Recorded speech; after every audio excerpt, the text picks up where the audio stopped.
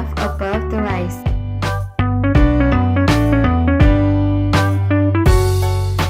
Let the rice soak for at least 30 minutes.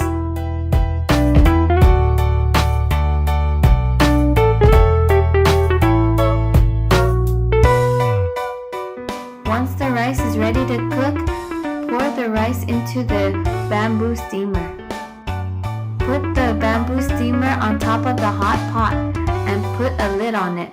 Let it cook for about 15 to 20 minutes. So it's been about 15 minutes, so now it's time to flip the rice. And before you flip the rice, you're gonna make sure that none of the rice is sticking to the side. And I usually like to do this so I can make sure that it's not sticking. Flip the rice and gently flip. So,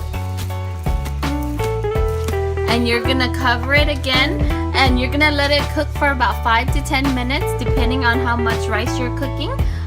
Carefully take the rice off the pot and gently pour over the banana leaves because the rice is really hot. Be careful. Spread the rice evenly over the banana leaves until it cools. Here's a tip for you. I like to use the banana leaves to put in the rice basket so that the rice doesn't stick to the basket.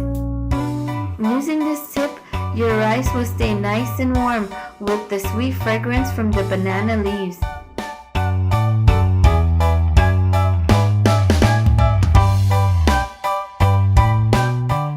I hope you enjoyed this video.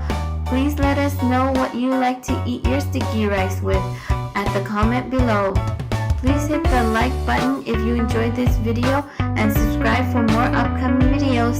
Thank you so much for watching. See you next time.